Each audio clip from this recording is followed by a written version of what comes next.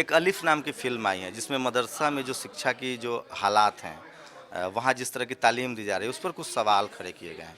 मेरे साथ उस फ़िल्म के डायरेक्टर हैं जैगम, जो पेशे से पहले पत्रकार भी थे, और एक इनकी फ़िल्म भी आई थी दोजख, जिसका मतलब होता है नर्क। वो एक फ़िल्म थी, उसको लेकर थोड़ा बहुत विवाद भी हुआ था। और चूँकि जैगम ने उस समाज को बहुत करीब से देखा है और बहुत करीब से जिया है, तो इनको पूरा हक है कि वो उस समाज के बारे में बात करें, उस पर फ़िल्म बनाएँ। लेकिन मैं ये जानने समझने की जैगम से कोशिश करूँगा कि वो किस समाज के बारे में बात कर रहे हैं? वो समाज जो मेनस्ट्रीम से में आ चुका है, या वो समाज जो अभी भी मेनस्ट्रीम में आने के लिए बाट जोड़ रहा है? जैगम, आपकी जो ये फ़िल्म है अलिफ, उसमें मदरसे को लेकर आपने जिस तरह से मैंने प्रोमो देखा है आपका, क्या लगता है कि इस देश में मदरसा ही सबसे बुरी जगह हो गया शिक्षा के लिए? जी। नहीं, देखिए, पहली बात मैंने कहा कि हर वो जगह सबसे बुरी जगह है, जहाँ पे पढ़ने के बाद, जहाँ पे शिक्षा हासिल करने के बाद कोई अपनी ज़िंदगी में इस जीवन को जीने के लिए बेहतर नहीं उठा सकता। वो हर जगह, मैं उस हर जगह की आलोचना करता हूँ व्यक्तिगत तौर पे, जहाँ पढ़ने के बाद कोई बच्चा, कोई इंसान, कोई वो एक लेवल नहीं, एक मुकाम नहीं हासिल कर सकता, या एक दुनिया में जिस तरह से जीने की बात है उसको अपने आप नहीं कर सकता। तो मेरी व्यक्तिगत तौर, मेरी ये देखिए, मैंने कहा मेरी फिल्म में मदरसे को एक सिंबल बनाया गया है और उससे बात की गई है आगे पढ़ने की।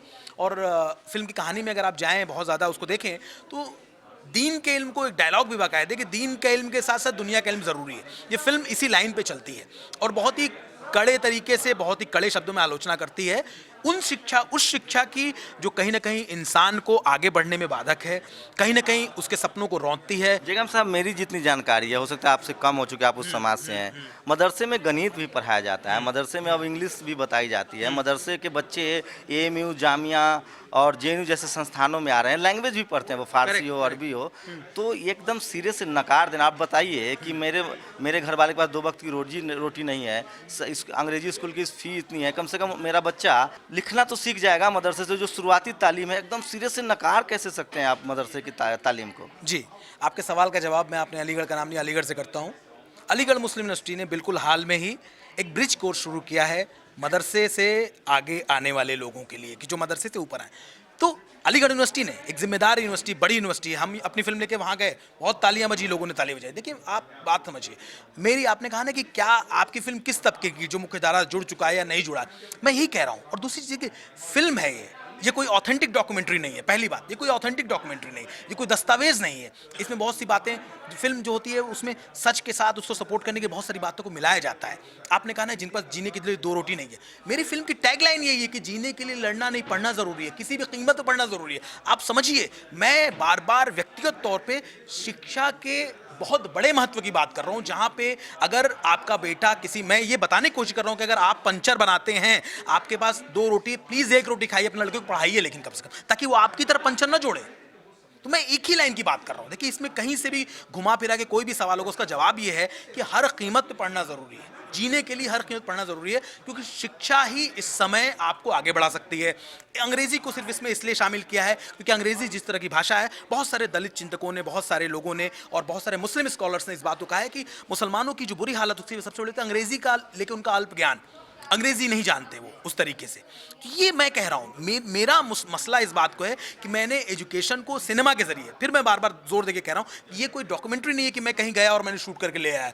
मैंने 50 दिन शूटिंग करी है, लोगों के साथ में आया और उनको समझाया कैसे करना है, क्या करना है, उस समाज का 4 महीने अध्ययन किया। जी, जो इस देश में जो सेंसस है पिछला, उसके हिसाब से कहूँ, जी, जो 70-75-80% जो आबादी है, जी, जी, SC ST OBC माइनॉरिटी, उनकी जो आर्थिक हालात है, जी, वो 2 ही तरह के स्कूल प्रेफर करते जा पाते हैं। जी, एक बोरा चट्टी स्कूल, जिसका मैं पढ़ा हूँ, हिंदी जी, पट्टी जी, का बिल्कुल, स्कूल, बिल्कुल सही। और एक मदरसा में जो मुस्लिम समाज का स्कूल है।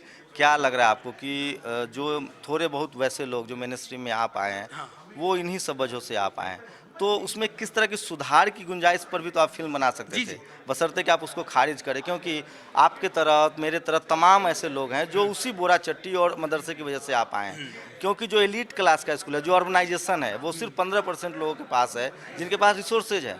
तो इससे ये नहीं लगता कि जो हमारे परिवार के लोग या हमसे और भी जो लोग हैं वो देखेंगे तो उनके मन में एक जहर भरेगा कि कहीं मैं अपने बच्चे को कट्टर तो नहीं बना रहा हूँ इस जगह, स्कूल, ऐसे स्कूल में भेज के, क्योंकि उनकी आर्थिक सामाजिक दोनों मजबूरी है कि वो अपने बेटे को संस्कृति स्कूल जैसे तमाम स्कूलों में नहीं भेज पाएंगे। तो क्या लगता है, आप चूंकि बहुत संवेदनशील डायरेक्टर हैं, आपने समाज के जो मर्म है उस पर ही फिल्म बनाया है, तो इस फिल्म से एक इस तरह का भी तो मैसेज जा सकता है, क्या लगता है आपको? देखिए, मैं आपसे क्या कहा, सिनेमा जो है बहुत सी बार समाज के लिए हीरो की तरह काम करता है। ज़रूरी नहीं कि मेरी फिल्म उस तरह से हो, आप देखें उसके बारे में आपके अलग राय निकल के आए। सिनेमा समाज के लिए बहुत बार हीरो की तरह काम करता है। इन तमाम जो आपने सारी बातें कही, जो यथार्थ की बातें हैं, जो कहीं ना कहीं उसमें भी दिखती हैं, मेरी फिल्म में भी दिखती हैं। जब आप पूरी फिल्म देखेंगे उसमें भी कहीं दिखेगी किस तरह की प्रॉब्लम्स है, छोटी छोटी समस्याएं हैं, क्या रोकना है, क्या बढ़ना है, किसकी जान चली जाएगी अगर वो लड़का जाएगा पढ़ने, किसकी जान नहीं चली जाएगी। आप समझिए, इन सारी चीज़ों के बीच में मैंने एक ऐसी कहानी पेश करने की कोशिश की है जो उस आदमी को मोटिवेट कर सके उस तरफ जाने के लिए कि देखो तमाम दिक्कतें हैं। मैं मानता हूँ व्यक्तिगत तौर पे, मुझसे ज़्यादा आपने ये बात कही भी, और मैं जिस ज़मीन से आता हूँ, मैं बनारस से आता हूँ, मैंने बहुत अच्छे तरीके से देखा है उस चीज़ को। मैंने बहुत अच्छे से, बहुत ज़मीनी स्तर पर देखा है। मैंने दंगों की भी बातें देखी हैं। मैंने ऐसे भी लोगों को देखा है जो मोहल्लों में कायदे बाहर नहीं निकलना चाहते, दरवाजे लोहे के बंद होते हैं, अरे दंगा हो गया बंद करो, ताला बंद करके अंदर आ गए सारे के सारे। मैंने ऐसे मोहल्ले देखे हैं जहाँ पे लोग आपस में ही शादियाँ करते हैं, भाई खाला की लड़की से कर दिया, उसकी लड़की से। ये मुस्लिम समाज की हकीकत है। उस तमाम हकीकतों, आप फिर वही बात बता रहे हैं जो स्टीरियोटाइप है, माफ कीजिएगा मैं ये बात कह रहा हूँ, आप फिर वही बात बता रहे हैं जो समस्या है कि समस्या है, मैं भी कह रहा हूँ समस्या है, लेकिन मैं उस समस्या के समाधान के लिए एक आपको एक बता रहा हूँ, हीरो दे रहा हूँ, एक जोश भरी बात कह रहा हूँ कि आप आइए देखिए कि उस समस्या से कैसे आप निकल सकते हैं। यही एक रास्ता है, यही एक रास्ता है। मैं आपसे व्यक्तिगत तौर पे इस बात को कहता हूँ, आज हमारे देश में दलित हो, मुसलमान हो, सबसे ज्यादा बार बार जोर किस बात पे, हर मन से भाई शिक्षा। मैंने उसको सिनेमा में ढाला है कि आप शिक्षा हासिल करिए, उसके बाद बात होगी। और दिक्कतें किसकी रास्ते में नहीं है। हम, क्या आपको लगता है सिनेमा आसानी से बन जाता है? कितना खून पसीना बहाना पड़ता है। जाते हैं आप पुलिस परमिशन के लिए, पूछता है क्या बना रहे हैं वो कहाँ का अधिकारी क्यों, अच्छा ये है डायरेक्टर, भगा भगा भगा, नहीं देंगे परमिशन, सर दे दीजिए ना, सर दे दीजिए ना। आप समझिए बात। एक डायरेक्टर के तौर पे भी वहाँ भी मजहब और जाति के आधार पे भेदभाव होता है, चूंकि आप मुंबई जी देखिए, मैं आपने आपको कहा, हाँ नहीं, मैंने क्या कहा, मैंने कहा कि जब परमिशन लेने आते हैं, मुझे देखिए, आप ये सब होता बहुत सारी चीजें होती है कि भाई उसका मन है पुलिस वाले का, दिया नहीं दिया, नहीं करना है, हटाओ ये हटाओ कैमरा हटाओ, नहीं कर।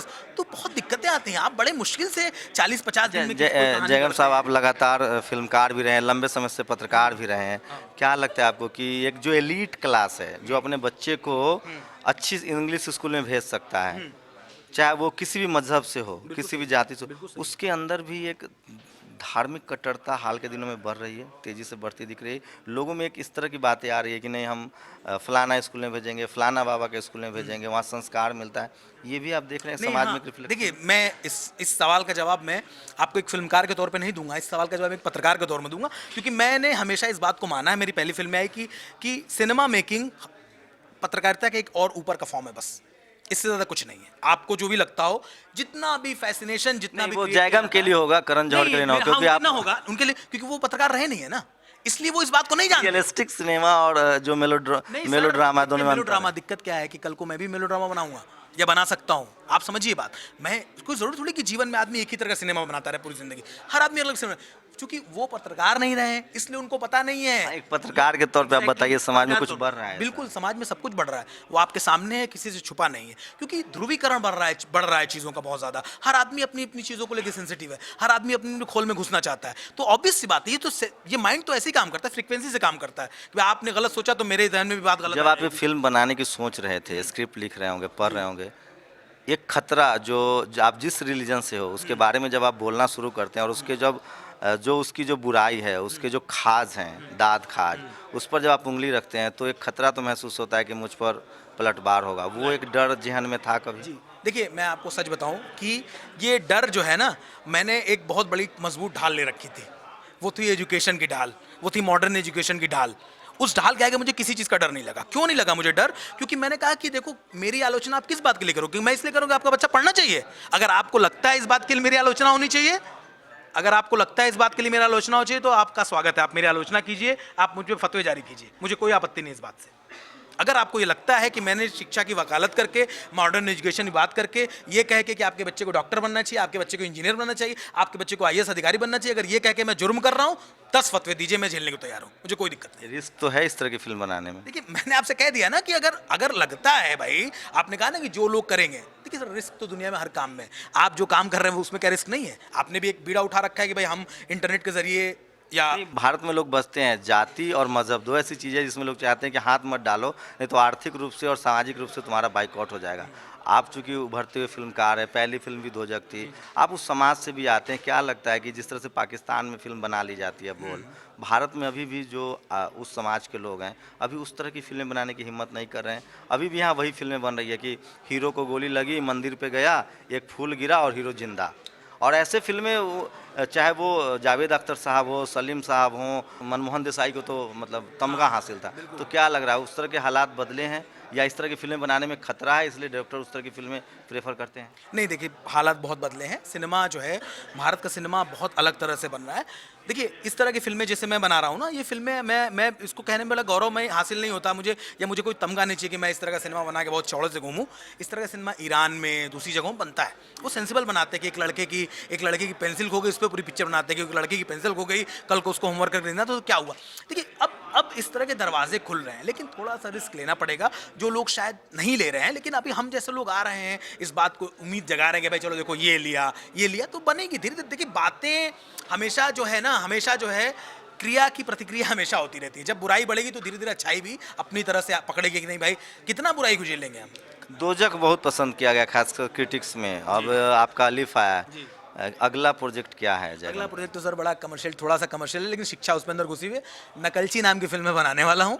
अब उसमें देखिएगा आप शिक्षा व्यवस्था की खामियाँ और एक मजाक के तौर पे कैसे चीज़ों को उड़ाया जाएगा उसमें। तो उसमें इस तरह की कहानी है, शिक्षा के लेके कहानी कहने की। जयगम पत्रकारिता दिल्ली में छोड़ के बॉम्बे चले गए या पत्रकारिता वहाँ भी हो रही है फिल्म के माध्यम से? बिल्कुल जो आपने कहा, मैंने आपसे कहा व्यक्तिगत तौर पे मैं हमेशा इस बात को मानता हूँ और ये मुझे कहने में हमेशा बड़ा गौरव हासिल होता है कि मैं अपने आप को आज भी पत्रकार समझता हूँ। अभी भी मुझे कोई खबर लगती है, मैं कहता हूँ यार ये खबर देखो, ये फोटो भेज दिया, ये भैया छाप लो, बहुत अच्छी खबर तुम्हारे लिए, पहले पेज भी चली जाएगी। तो बहुत सारे, तो ये एक पत्रकारिता एक ऐसी चीज़ है, आप 7-8 साल जब कर लेते हैं ना तो आपके अंदर जो बारीक नज़र घुस जाती है। और मेरे भी फिल्मकार के तौर पे बहुत काम आया। आपको लगता होगा, लेकिन जिस दिन आप भी फिल्म बनाने निकलेंगे ना तो आपको लगेगा कि यार जीवन का जो बड़ा अनुभव है पत्रकारिता ने मुझे दिया। मैं जब फिल्म इंडस्ट्री में घुसा बहुत दिक्कतें थी। सिर्फ एक लाइन में पत्रकारिता की बात कहूँ तो मुझे लगा कि मैं 8 साल लेट कर दिया। मैं पत्रकारिता करता रहा 8 साल, क्या मतलब हो, क्या फ़ायदा हुआ।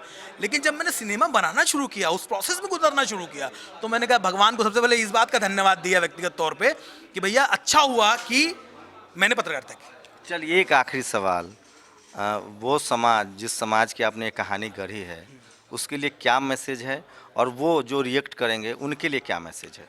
देखिए जिस समाज के लिए मैंने कहानी बनाई है उनके लिए तो साफ मैसेज है कि अगर आप जो व्यक्तिगत तौर पे अपनी दिक्कतें देखते हैं, रोज़मर्रा की दिक्कतें देखते हैं, उनसे लड़ना है, एक लंबे तौर पे आगे लड़ना है। इसमें ये भी डायलॉग है, इस ट्रेलर में भी सिर्फ ये डायलॉग है कि सवाल मेरी ज़िंदगी के नहीं, सवाल आने वाली नस्लों का है। प्लीज़ इस बात को समझिए कि सवाल आने वाली नस्लों का है कि आप उनको जाहिल बना के आगे बढ़ाना चाहते हैं कि आप उनको पढ़ा लिखा के आगे बढ़ाना चाहते हैं। 2 चीज़ें। और जो विरोध करना चाहते हैं उनके लिए ये मेरा सिर्फ कहना है कि देखिए शिक्षा, इल्म एक ऐसी चीज़ है जिसके बारे में अगर हम कहें, मुसलमानों की बात करें तो कुरान शरीफ में भी 10,000 बातें लिखी हैं पढ़ाई को लेके, 10,000 बातें लिखी हैं। तो आज के ज़माने के साथ कदम ताल मिलाना बहुत ज़रूरी है। ऐसा ना हो कि दुनिया कहीं चली जाए, हम कहीं रह जाएं, हम पंचर जोड़ते रह जाएं, हम साड़ी बिनते रह जाएं। हमारी भी ज़रूरत है कि हम एम्स में आएँ, हम बड़ी बड़ी जगहों पर आएँ, हम बड़े बड़े मीडिया संस्थानों में आएँ, ताकि हम अपने कौम की कहानियाँ उतनी सरलता से कह सकें जैसे आज आपके सामने जगह इमाम कह रहे हैं।